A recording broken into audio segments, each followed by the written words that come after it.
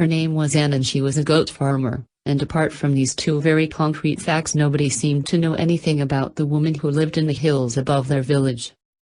Rumors of witchcraft arose every so often, as they tend to do in situations like these. But despite passers-by assertions that they'd seen her wandering naked through the fields beneath the full moon or caught a glimpse of a pile of suspiciously satanic-looking books through her window, these claims often went unverified and soon became old news. Besides, they had no reason to villainize her. She sold the best milk in town and offered them concoctions from her garden that cured most illnesses within hours, and she welcomed the village's children when they timidly approached her farm with flowers to feed the goats. When the annual fair rolled around, she'd be down on Main Street with the rest of them, parading her best billygoat in hope for a blue ribbon and graciously accepting the compliments on his angular horns and lustrous coat.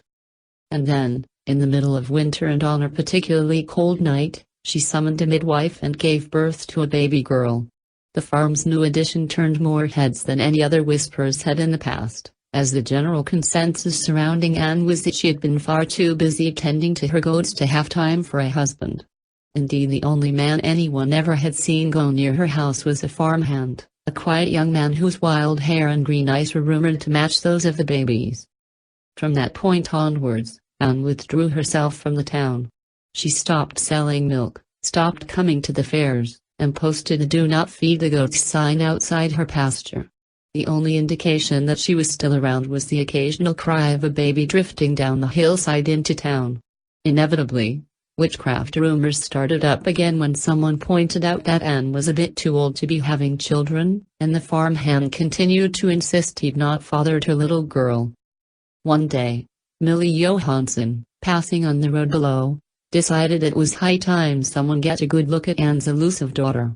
She snuck up the hill and put any eye to a crack in the closed window shutters, turned on her heel and ran back to town, shrieking of devil worship the entire way there. When the group that had gathered on Main Street finally calmed her down, Millie described the little girl's horrific features as best she could. Her eyes, now more yellow than green, slitted and glassy and far too wide set on her elongated face. Her hands, stubby and fingerless.